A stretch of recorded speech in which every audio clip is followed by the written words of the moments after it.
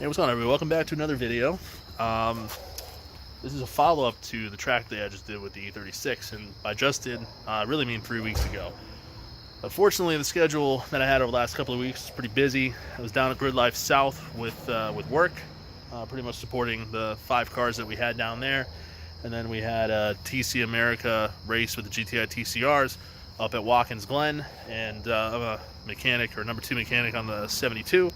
So I was up at Watkins Glen over Labor Day weekend, and never really had any downtime over the last couple of weeks to even film a video, much less anything else. So I just want to do a follow-up with the E36. As you can see, did survive the track day. Well, kind of survived. We'll go into that briefly. I went to Palmer Motorsports Park with SCDA, and SCDA was fantastic. The event was super organized. Everything went well. Good classroom sessions, had a really good instructor, and the car was hooked up, and for the most part, you know, got pretty confident as the day went on, ran 4 sessions, almost 2 hours of track time, and the car survived, and I drove it home. So from that perspective, everything went pretty well. Now, one thing that I did notice is, and I already knew this would be a problem, is the seats inside of this car, which are the factory comfort seats, as you can kind of see. I've yet to replace them. It's these guys right here, and no side bolster support. Under braking was extremely comfortable, and I had to hold myself into the car with my legs, which yeah, I mean, I spent more time focusing on how much I was moving around inside the car rather than driving. So I'm gonna have to order seats to take care of that, which was part of the plan anyway, but it becomes that much more obvious why you need it. Also, the steering wheel is a little bit too big too. Found that it interfered with my legs when I was shifting and steering at the same time, so probably have to downsize the steering wheel as well. But those are just 2 minor things that I just noticed in terms of the car comfort that I didn't really like. But in terms of how the car handled, it handled really well. It was hooked up. Tires wore very evenly, so the alignment I did before the track day worked out really well. Brakes were pretty strong, but I did start getting some braking or vibration under braking towards the end of the track day, and I think I'm running Hawk HP Pluses. Can't really see it right now, but the rotors, I think I have a couple of high spots on them right now. I think before the next track day, I'm just going to go ahead and swap the rotors out, maybe swap the pads too. Now, the not so good news. Unfortunately, a week before the track day, the car overheated on the highway. I was driving home after work, and the radiator end tank, brazing might have failed on it or something, but basically the end tank failed and it overheated. And you know, the problem with an overheat on an M52 is, or an S52, is you have a iron block on an aluminum head with a composite head gasket. There's not really that much of a threshold in terms of the overheating tolerance that you'll have. You can crack the head or you can blow the head gasket.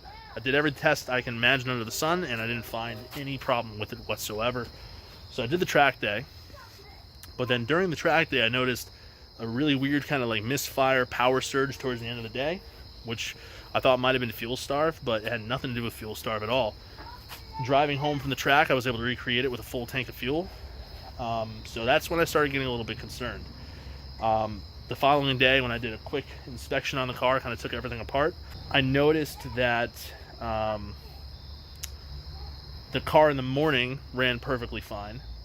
And then I wanted to test something else, so I ended up doing a leak or a cooling system pressure test to see if I can create an external cooling leak, which nothing happened. I then went to go start the car, and it wouldn't start. It sounded like a hydro lock, which is, you know, obviously concerning.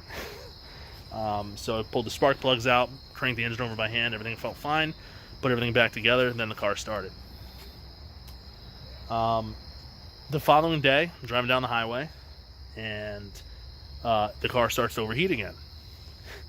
Which now, at this point, the head gasket or cracked head issue that I was thinking was definitely coming into play. And unfortunately, when it overheated this time, it overheated severely, and when I went to go restart the car, it puffed a giant cloud of white steam out of the exhaust. I'm not running antifreeze, It's just water vapor. But at that point I knew, yeah, something was definitely wrong. Got the car towed. Unfortunately, the tow truck could not deliver back to the house same day. There was a little bit of a delay on it. Came back to the house 24 hours later, give or take. First thing I did was I pulled the expansion tank cap and it shot water 3 feet in the air. Shit you not, it was like a geyser. So basically the head gasket's blown. I think the head might have been cracked or what started as a cracked head.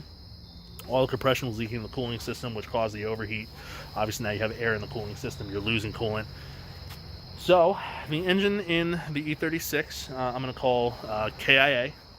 I mean, I could probably pull the head on it and do a head gasket, machine the head or get a new head and it might be okay. But quite frankly, I have a completely spare engine, which I've had since last year, which is much cleaner in the top end, which is a much lower mileage engine. So I'm just going to go ahead and do an engine swap on it. Trying to do another track day within the next 30 days. And fortunately, it looks like the weather is going to be pretty good this coming weekend. So my plan is to swap the engine, do some other preventative work on the car, including the release bearing, which started making some noise. But I'll just kind of show you what I got here. The edge is not dressed. I'm going to have to swap over a lot of parts.